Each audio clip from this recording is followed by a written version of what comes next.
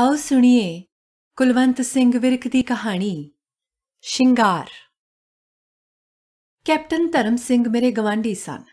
गवांढी बहुता नाल दे घर वालियां नूं आखीदा ए, पर असीं ते दोवें इकट्ठे इक्को कोठी विच रहिंदे सां। उन्हां दे घर कोई हासे वाली गल होवे, असीं भी नाल हस पैंदे। उन्हां दे घर कोई प्राहुणा आउंदा, सानूं पता लग जांदा कि मामा जी, वीर जी, मासड़ जी जां होर कौन आया है। उन्हां दे सारे प्राहुणे साडे जाणू ही हुंदे। जे उन्हां दे घर कोई घंटा पहिलां आउंदा तां साडे घर घंटा मगरों आ जांदा, पर आउंदा जरूर। जो कुਝ ਉਹ उन्हां दे लगदे हुंदे, ਉਹੀ ਕੁਝ ਸਾਡੇ ਲੱਗਣ ਲੱਗ ਜਾਂਦੇ।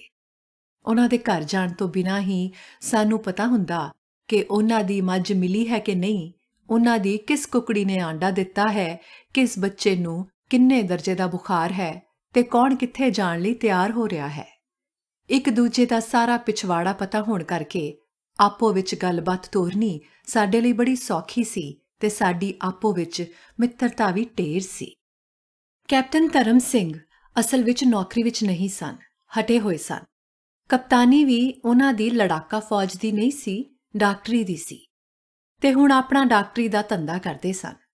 ਪੈਸੇ ਬਹੁਤੇ ਨਹੀਂ ਸਨ ਆ ਰਹੇ, ਪਰ ਬਹੁਤੀ ਮਾੜੀ ਗੱਲ ਇਹ ਸੀ ਕਿ ਜਿਸ ਤਰ੍ਹਾਂ ਡਾਕਟਰੀ ਵਕਾਲਤ ਆਦਿ ਪੇਸ਼ਿਆਂ ਵਿੱਚ ਆਮ ਹੁੰਦਾ ਹੈ, ਦਿਨਾਂ ਦੇ ਲੰਘਣ ਨਾਲ ਉਹਨਾਂ ਦਾ ਕੰਮ ਵੱਧ ਨਹੀਂ ਰਿਹਾ ਸੀ, ਘੱਟ ਭਾਵੇਂ ਰਿਹਾ ਹੋਵੇ।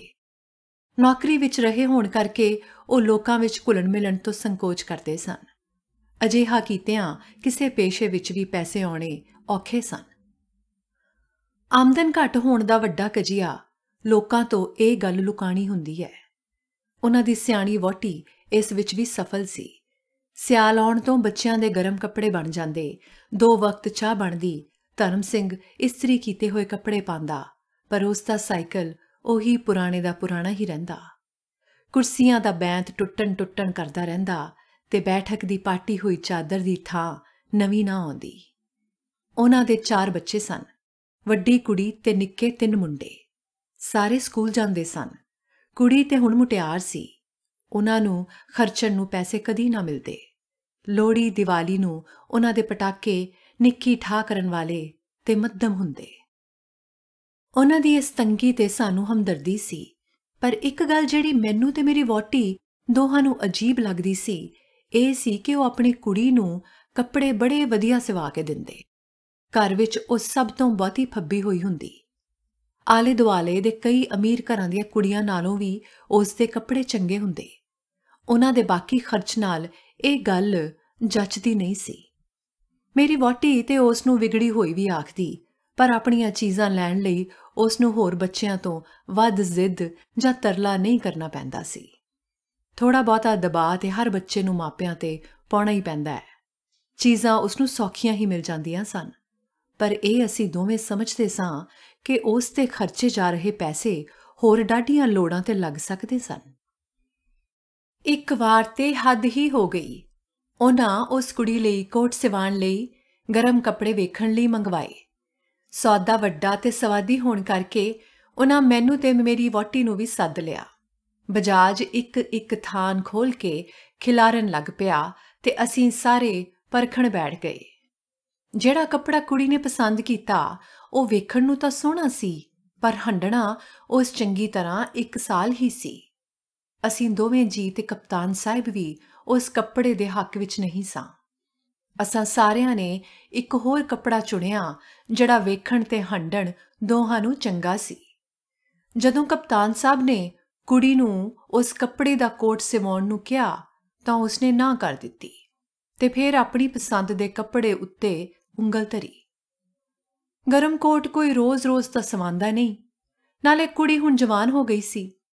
ਇੱਕ ਵਾਰ ਦਾ ਸਿਵਾਇਆ ਕੋਟ 6-7 ਵਰ੍ਹੇ ਕੱਢ ਸਕਦਾ ਸੀ।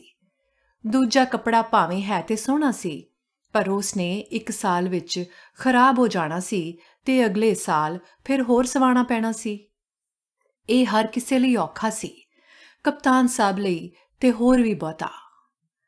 ਸਾਨੂੰ ਅੜਿਆ ਵੇਖ ਕੇ ਕੁੜੀ ਡੁਸਕਦੀ ਹੋਈ ਉੱਥੋਂ ਉੱਠ ਕੇ ਟੁਰ ਗਈ। ਕੁੜੀ ਬਿਨਾਂ ਕੱਪੜਾ ਵੇਖਣਾ, ਲਾੜੀ ਬਿਨਾਂ ਵਿਆਹ ਰਚਾਣਾ ਸੀ। ਕਪਤਾਨ ਸਾਹਿਬ ਦਾ ਤੇ ਹੁਣ ਕੱਪੜਾ ਵੇਖਣ ਨੂੰ ਅਸਲੋਂ ਹੀ ਕੋਈ ਦਿਲ ਨਹੀਂ ਸੀ। ਉਹਨਾਂ ਆਪਣੇ ਮੁੰਡੇ ਨੂੰ ਇਹ ਕਹਿ ਕੇ ਉਸ ਦੇ ਮਗਰ ਭੇਜਿਆ ਕਿ ਉਹ ਆ ਕੇ ਬੈਠੇ ਤੇ ਸਹੀ, ਜਿਹੜਾ ਆਖੇਗੀ ਉਹੀ ਸਵਾ ਦਿਆਂਗੇ। ਪਰ ਕੁੜੀ ਨੇ ਭਰਾ ਹੱਥ ਆਖ ਘੱਲਿਆ ਕਿ ਮੈਂ ਨਹੀਂ ਕੋਟ ਸਵਾਣਾ, ਮੈਨੂੰ ਰੂੰ ਦੀ ਵਾਸਕਿਟ ਸਵਾ ਦਿਓ, ਮੈਂ ਉਸੇ ਵਿੱਚ ਸਿਆਲ ਕੱਢ ਲਵਾਂਗੀ। ਜਦ ਇਹ ਸੁਨੇਹਾ ਆਇਆ ਤਾਂ ਕਪਤਾਨ ਸਾਹਿਬ ਨੇ ਕੁੜੀ ਦੀ ਪਸੰਦ ਦਾ ਹੀ ਕੋਟ ਪੜਵਾ ਲਿਆ। ਅਸੀਂ ਦੋਵੇਂ ਜੀ ਇਸ ਗੱਲ ਤੇ ਗੁੱਸੇ ਸਾਂ, ਬਹੁਤਾ ਇਸ ਕਰਕੇ ਕਿ ਜੇ ਸਿਆਣਪ ਨਹੀਂ ਕਰਨੀ ਸੀ ਤੇ ਕੁੜੀ ਦੀ ਪਸੰਦ ਹੀ ਚੱਲਣੀ ਸੀ ਤਾਂ ਸਾਨੂੰ ਸੱਦ ਕੇ ਐਵੇਂ ਕਿਉਂ ਕੁੜੀ ਵੱਲੋਂ ਬੁਰੇ ਬਣਾਇਆ। ਪਰ ਅਸੀਂ ਵੀ ਜਾਣਦੇ ਸਾਂ ਕਿ ਸਾਡੇ ਨਾਲੋਂ ਕਪਤਾਨ ਸਾਹਿਬ ਨੂੰ ਬਹੁਤਾ ਔਖਾ ਹੋਇਆ ਹੈ ਤੇ ਨੁਕਸਾਨ ਵੀ। ਫਿਰ ਇਸ ਤਰ੍ਹਾਂ ਕੀਤਾ ਕਿਉਂ ਨਾ ਹੰਢਣਸਾਰ ਕੱਪੜਾ ਲਿਆ? ਸਾਡੀ ਅਸਚਰਜਤਾ ਬਣੀ ਰਹੀ। ਵਿਹਲੇ ਵਕਤ ਵਿੱਚ ਉਹਨਾਂ ਦਾ ਬਹੁਤਾ ਵਕਤ ਵਿਹਲਾ ਹੀ ਹੁੰਦਾ। ਕਪਤਾਨ ਸਾਹਿਬ ਸ਼ਬਦ ਅੜਾਉਣੀਆਂ ਬੁੱਝਿਆ ਕਰਦੇ। ਵਕੀਲੀ ਦਾ ਪਰਚਾ ਜਿਸ ਵਿੱਚ ਅੜਾਉਣੀਆਂ ਛਪੀਆਂ ਹੁੰਦੀਆਂ ਉਹ ਮੇਰੇ ਕੋਲੋਂ ਹੀ ਲੈਂਦੇ ਹੁੰਦੇ ਸਨ। ਉਹਨਾਂ ਦੇ ਇਸ ਸ਼ੌਕ ਦੇ ਸਦਕਾ ਮੇਰਾ ਵੀ ਕੁਝ ਧਿਆਨ ਇਸ ਵਿੱਚ ਹੋ ਗਿਆ ਸੀ। ਇੱਕ ਦਿਨ ਜਦੋਂ ਨਵਾਂ ਰਸਾਲਾ ਆਇਆ ਤਾਂ ਮੈਂ ਉਸ ਵਿੱਚੋਂ ਇਨਾਮ ਜੇਤੂਆਂ ਦੇ ਨਾਂ ਵੇਖਣ ਲੱਗ ਪਿਆ। 2 ਗਲਤੀਆਂ ਵਾਲੇ ਨਾਵਾਂ ਵਿੱਚ ਕਪਤਾਨ ਧਰਮ ਸਿੰਘ ਦਾ ਨਾਂ ਵੀ ਸੀ। 2 ਗਲਤੀਆਂ ਵਾਲਿਆਂ ਸਾਰਿਆਂ ਨੂੰ 37.5 ਰੁਪਏ ਇਨਾਮ ਮਿਲਣਾ ਸੀ। ਮੈਂ ਚਾਈਂ ਰਸਾਲਾ ਚੁੱਕ ਕੇ ਕਪਤਾਨ ਸਾਹਿਬ ਕੋਲ ਲੈ ਗਿਆ। ਮੇਰੇ ਦੱਸੇ ਤੇ ਤਾਂ ਕਪਤਾਨ ਸਾਹਿਬ ਨੂੰ ਵਿਸ਼ਵਾਸ ਨਾ ਆਇਆ, ਪਰ ਆਪ ਨਾਂ ਪੜ੍ਹ ਕੇ ਉਹ ਬਹੁਤ ਖੁਸ਼ ਹੋਏ। ਕੁਝ ਪੈਸੇ ਆਉਣ ਕਰਕੇ, ਕੁਝ ਘਾਲ ਥਾਈਂ ਪੈਣ ਕਰਕੇ ਤੇ ਕੁਝ ਅਗਾਂਹ ਨੂੰ ਹੋਰ ਆਉਣ ਦੀ ਖੁਸ਼ੀ ਸੀ।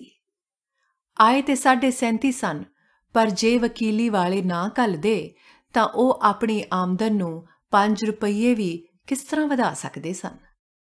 ਉਹਨਾਂ ਆਪਣੀ ਵਹੁਟੀ ਨੂੰ ਆਵਾਜ਼ ਮਾਰ ਕੇ ਦੱਸਿਆ, ਇਹਨਾਂ ਦੇ ਮੂੰਹ ਵਿੱਚ ਖੰਡ ਪਾਓ, ਜਿੰਨਾ ਤੁਹਾਨੂੰ ਇਹ ਖਬਰ ਲਿਆ ਕੇ ਦਿੱਤੀ ਏ।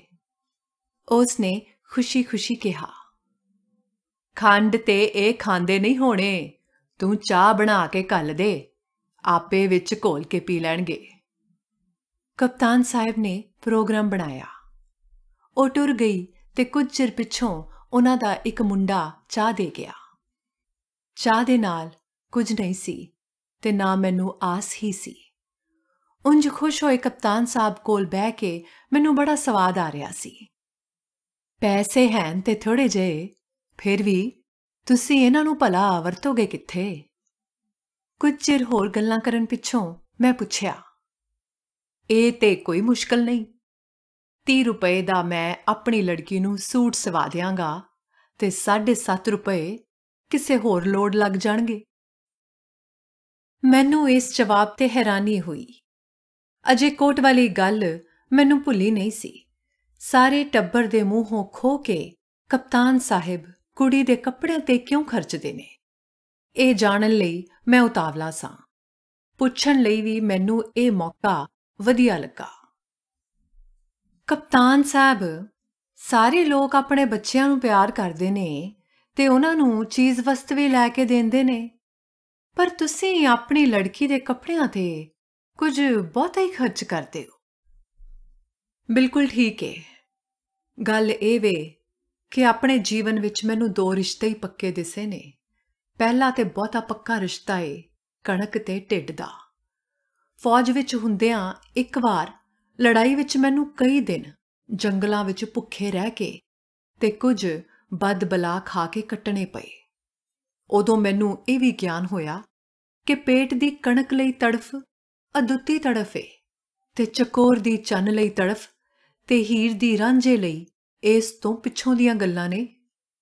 ਦੂਜੇ ਨੰਬਰ ਤੇ ਰਿਸ਼ਤਾ ਮੈਂ ਸਮਝਣਾ ਵਾਂ ਔਰਤ ਦਾ ਸ਼ਿੰਗਾਰ ਨਾਲ ਏ।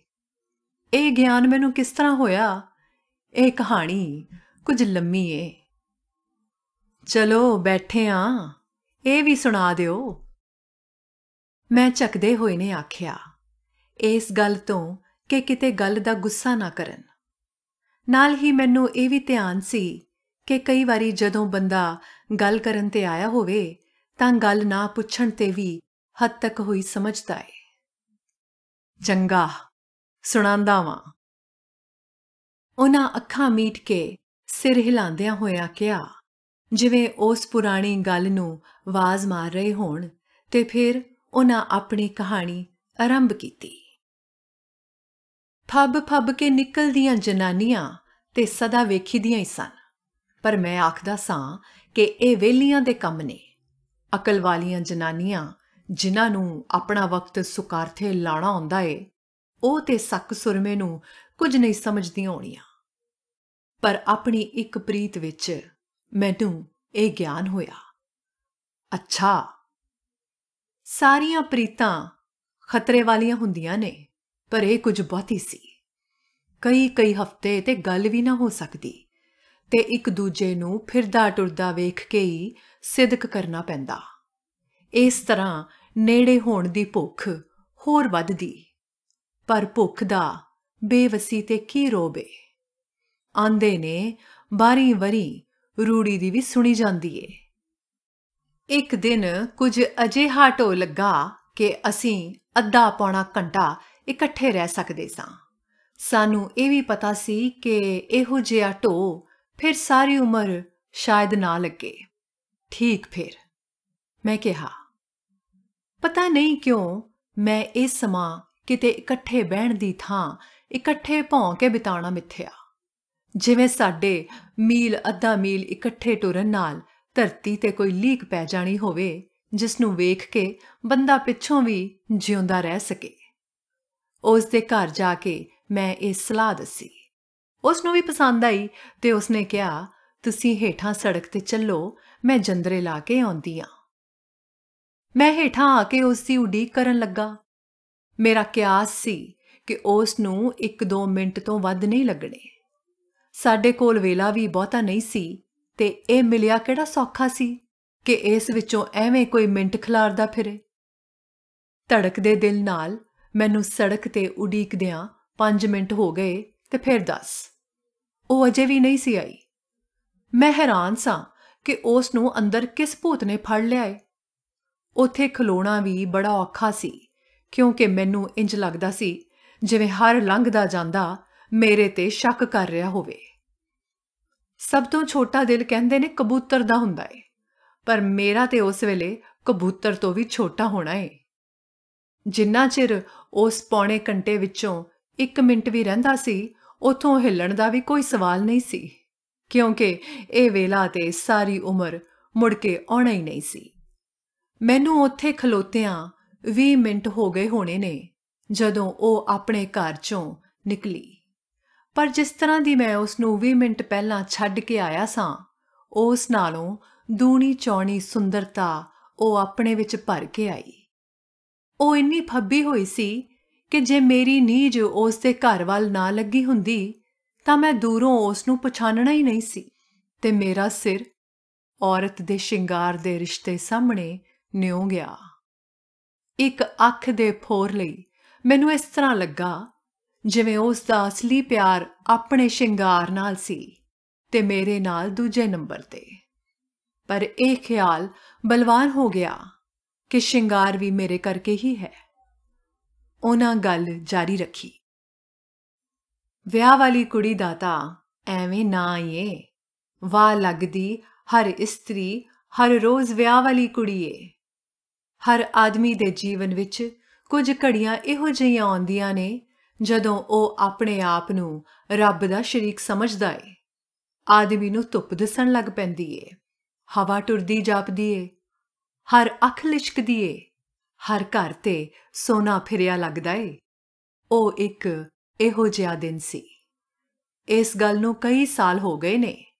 ਮੈਂ ਅਜੇ ਤੱਕ ਉਸ ਨੂੰ ਉਸ ਦੇ ਉਸ ਵੇਲੇ ਦੇ ਸਲੇਟੀ ਕੱਪੜਿਆਂ ਤੋਂ ਵੱਖਰਾ ਨਹੀਂ ਵੇਖ ਸਕਦਾ, ਜਿਨ੍ਹਾਂ ਨੂੰ ਉਸਨੇ ਇੰਨਾ ਮਹਿੰਗਾ ਸਮਾਂ ਲਾ ਕੇ ਪਾਇਆ ਸੀ। ਮੇਰੇ ਮਨ ਵਿੱਚ ਘੜੀ ਹੋਈ ਉਸ ਦੀ ਮੂਰਤ ਉਸੇ ਦਿਨ ਦੀ ਏ। ਮੈਂ ਜਦ ਉਸ ਮੂਰਤ ਨੂੰ ਚਿੱਤਰਦਾ ਹਾਂ ਤਾਂ ਸੋਚਦਾ ਹਾਂ ਕਿ ਮਹਿੰਗੇ ਪੌਣੇ ਘੰਟੇ ਵਿੱਚੋਂ ਉਸਨੇ 20 ਮਿੰਟ ਆਪਣੇ ਸ਼ਿੰਗਾਰ ਨੂੰ ਦਿੱਤੇ ਤੇ 20 ਮਿੰਟ ਮੈਨੂੰ। ਉਸ ਦਾ ਅਸਲੀ ਪਿਆਰ ਆਪਣੇ ਸ਼ਿੰਗਾਰ ਨਾਲ ਸੀ ਜਾਂ ਮੇਰੇ ਨਾਲ? ਉਸ ਦਿਨ ਜਿਹਾ ਸੁਖਾਵਾਂ ਜਵਾਬ ਮੈਨੂੰ ਅੱਜ ਨਹੀਂ ਮਿਲਦਾ। ਮੇਰੀ ਪਿਆਲੀ ਦੀ ਚਾਹ ਠੰਡੀ ਹੋ ਚੁੱਕੀ ਸੀ। ਕਪਤਾਨ ਸਾਹਿਬ ਦੀ ਕਹਾਣੀ ਵਿੱਚ ਨਹਾਤੇ ਹੋਏ ਦਾ ਮੇਰਾ ਹੋਰ ਬਣਵਾਉਣ ਦਾ ਵੀ ਦਿਲ ਨਹੀਂ ਸੀ। ਉਹਨਾਂ ਦੇ ਇਹਨਾਂ ਭੇਤਾਂ ਦੇ ਸਵਾਦ ਨੂੰ ਮੈਂ ਚਾਹ ਵਿੱਚ ਦੱਬਣਾ ਚਾਹੁੰਦਾ ਸਾਂ। ਕੁਝ ਚਿਰ ਹੋਰ ਮੈਂ ਉੱਥੇ ਬੈਠਾ ਰਿਹਾ ਤੇ ਫਿਰ ਬਿਨਾਂ ਕੂਏ ਉੱਠ ਕੇ ਟੁਰ ਪਿਆ। ਸਲੇਟੀ ਕੱਪੜਿਆਂ ਵਾਲੀ ਫੱਬੀ ਹੋਈ ਕੁੜੀ ਮੇਰੀਆਂ ਅੱਖਾਂ ਸਾਹਮਣੇ ਉੱਡ ਰਹੀ ਸੀ।